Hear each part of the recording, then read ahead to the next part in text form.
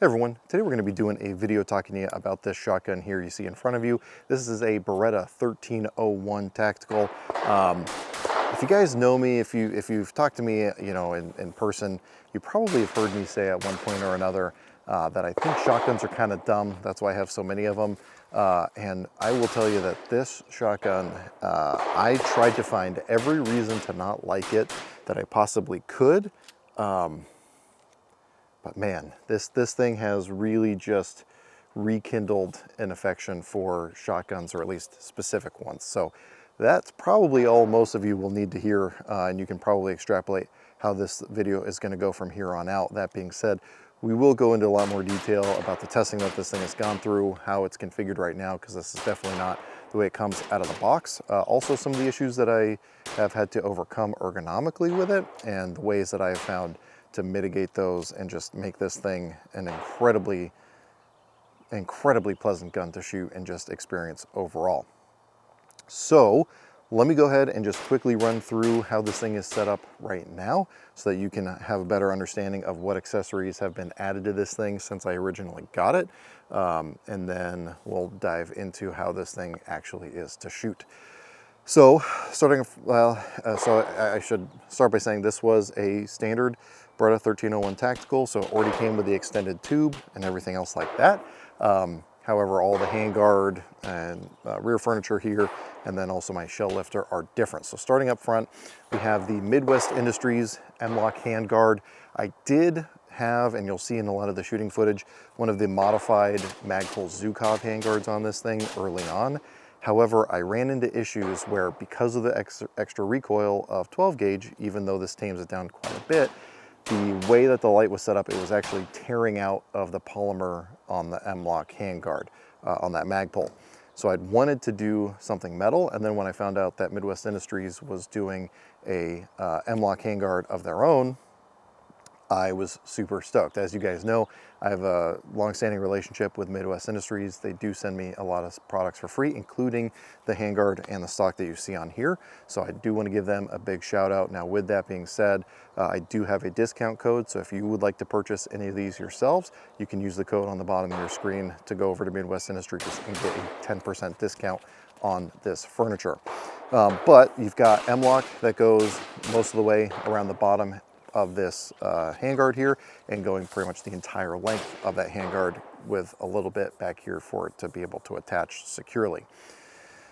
Super easy to install, and it has made a huge difference in the solidity, that's not the right word, but how solid everything locks up to this handguard.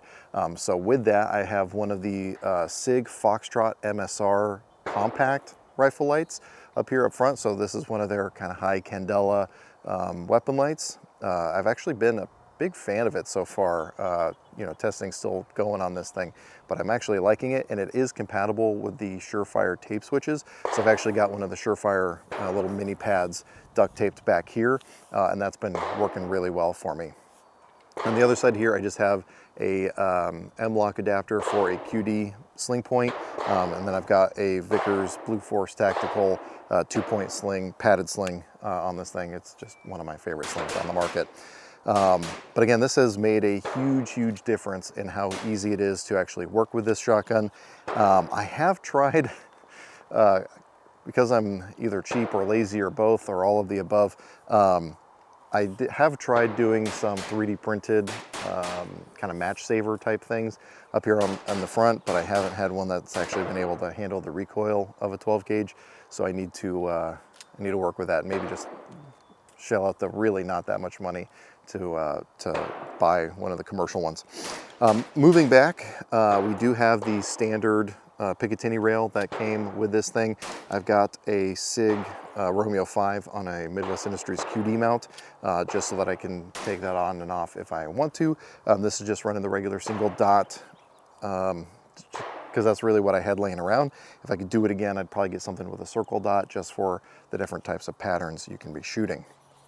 As pretty much everyone does and everyone recommends, I do have one of these side saddles here, so Velcro onto the side of the receiver with one of these S-Tac shell holders here on the side. This is one of the 6-cell ones. If you had a 7, you could still definitely fit it on this receiver. You do have a little bit of extra length back there, so do with that what you will. One of the big changes that I had to make to this thing that was, I don't want to say it was a deal breaker, but it was the only thing that was hanging me up about this shotgun, was the shell lifter. So this now has their Pro lifter in here, which I know I've seen it in other people's videos, but basically the lifter that was in here before is very similar to like a Remington 870, where it basically sits flush with the bottom of the receiver, and there's just a little bit of enough of a gap where when you're inserting a shell into the tube, if you didn't quite click it in all the way, when you let go, the lifter drops, round drops into there. Now I can't continue loading the tube, and I have to get that round out via the action. Not my favorite thing. So this Pro lifter now stays up out of the way, makes it very, very easy to get in there. I'm not also, if I'm wearing gloves, pinching it into getting it caught on the old style lifter. So huge improvement to just the ergonomics and interface with this shotgun. Highly, highly recommend it. And the only other change back here is the Midwest Industries adjustable stock. So this is kind of their skeletonized stock. You've got QD slots built in here, which do not allow for the full 360 rotation, which is great. And then it's got an adjustable cheek rest. So if you're running your iron sights, you can drop it low for that. If you're running optics, you can raise it up for that. So you have a lot of versatility there and a little bit of padding, although the recoil impulse on this is really, really not that bad. So that's how I have this thing set up right now. Let's go into kind of what my experience has been with this shotgun. So as I mentioned from the beginning, I'm not a huge fan of shotguns traditionally, and even with this, there are very few instances where I would rather have a shotgun over a rifle, including things like home defense. That being said, I do see applications for shotguns, especially as we're seeing in various parts of the world right now with the prevalence of drones. Having something that can shoot birdshot or turkey loads or something like that is a pretty compelling thing to have access to should you ever need something like that.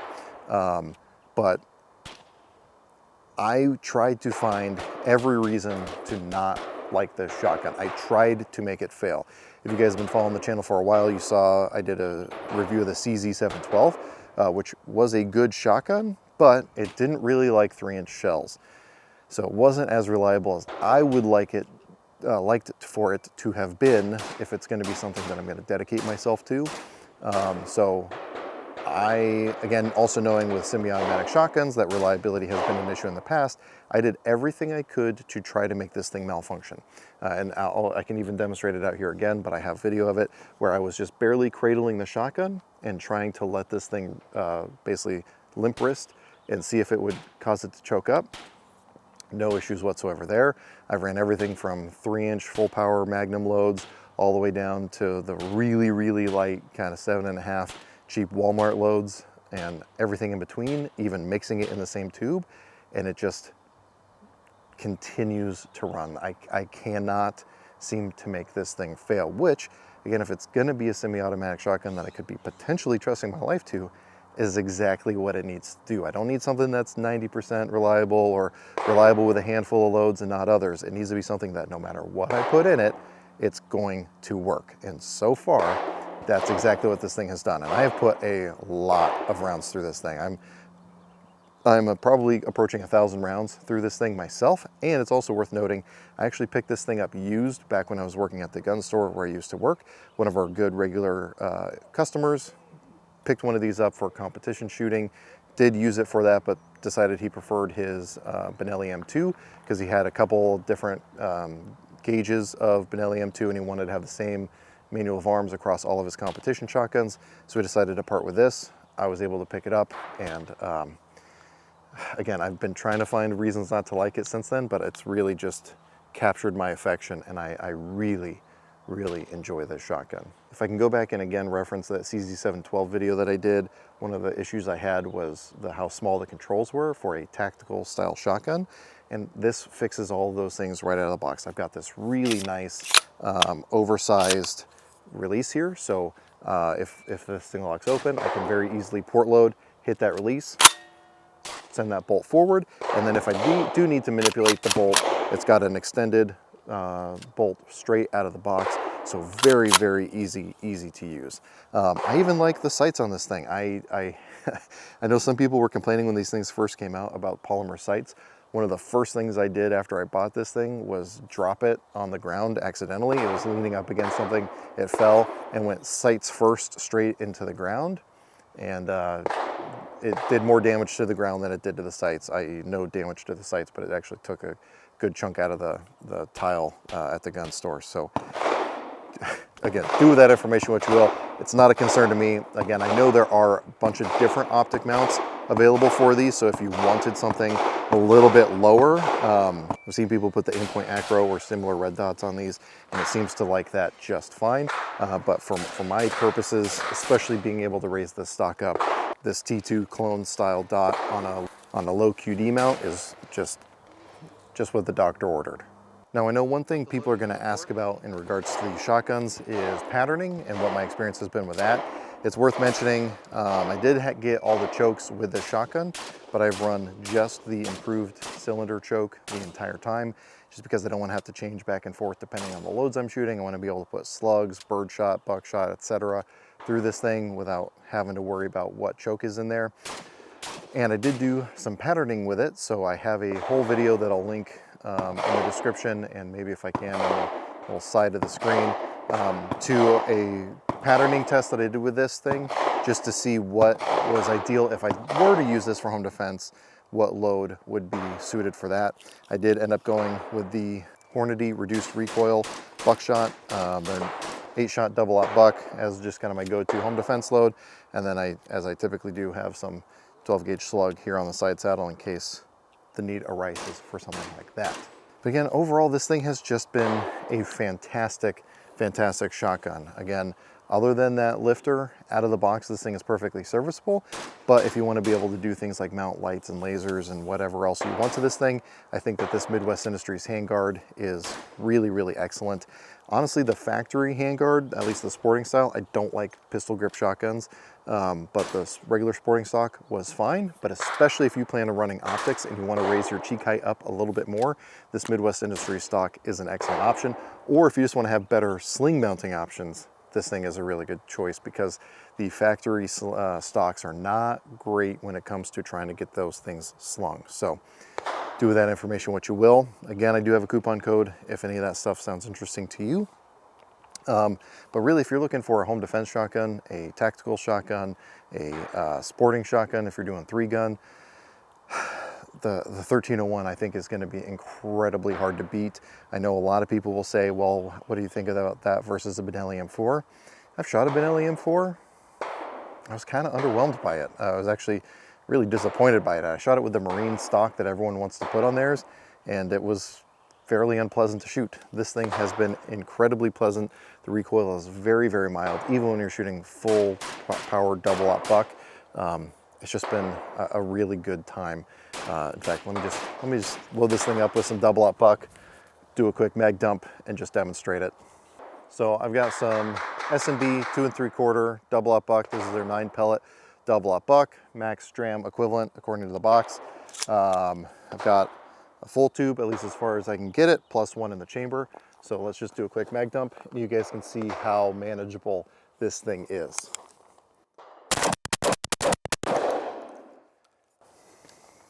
Again, it just puts a smile on my face. I can't say anything else besides that. So again, if you're looking for what is, in my opinion, currently the best semi-automatic shotgun on the market, Beretta 1301 is going to be a great choice. I know they also have their A300 Ultra, another good option from everything I've heard, but I liked the self-cleaning mechanism in this and just that extra enhanced reliability according to Beretta that you get with this thing. So look no further. If you guys have any questions, comments, or concerns, throw those in the comment section down below. I'll try to get back to you as quick as I can. And again, if you're interested in these Midwest Industries accessories, definitely make sure you use the coupon code down below also. And now that that golf cart's gone past, we'll go ahead and say, and with all that information, I hope you got something out of this video, and I really appreciate you watching.